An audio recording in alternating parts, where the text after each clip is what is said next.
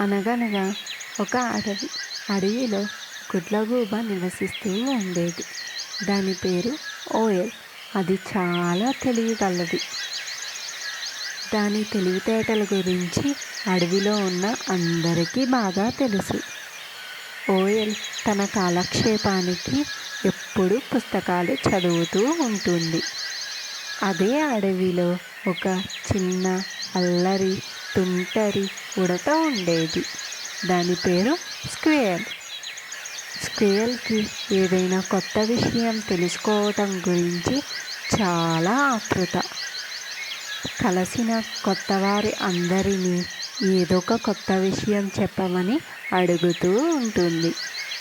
ఒకరోజు స్క్వేర్ ఆడుకుంటూ అటు ఇటు తిరుగుతూ ఉండగా పుస్తకం చదువుకుంటున్న ఓయల్ కనిపించింది.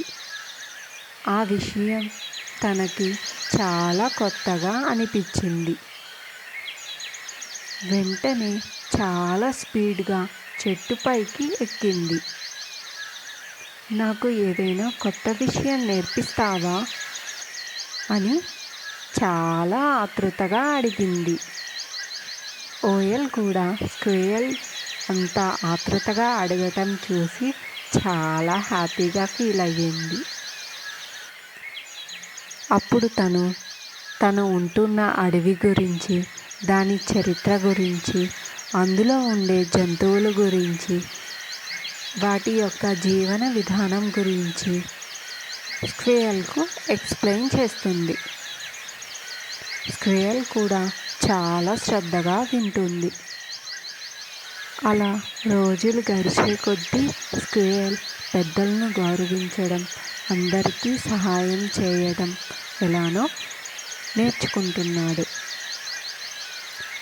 రోజులాగానే ఒకరోజు స్క్వేర్ ఓయల్ దగ్గరికి బయలుదేరాడు. కానీ మధ్యలో వర్షం మొదలైంది.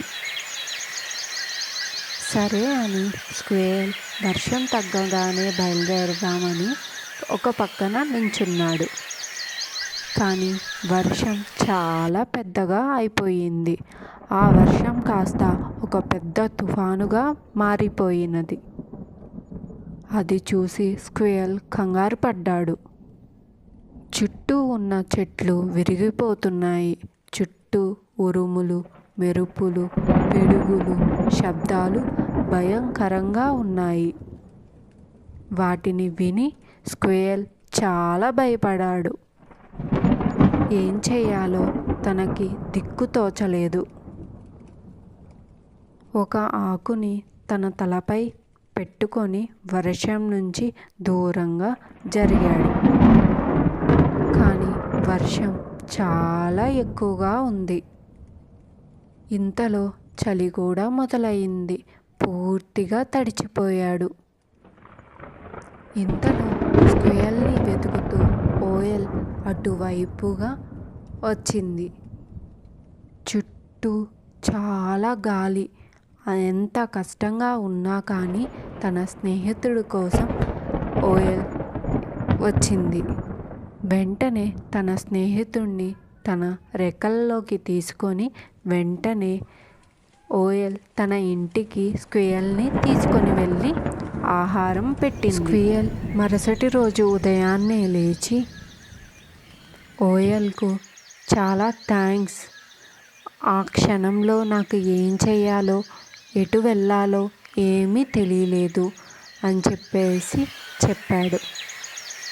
అప్పుడు ఓయల్, ఏం పర్లేదు, నువ్వు నా స్నేహితుడివి, నువ్వు ఇబ్బంది పడతావని తెలిసి కూడా నేను నీకు ఎలా సహాయం చేయకుండా ఉంటాను అని సమాధానం చెబుతుంది. ఆ రోజు నుంచి స్క్వేర్, ఓయల్ మంచి స్నేహితులుగా తయారవుతారు.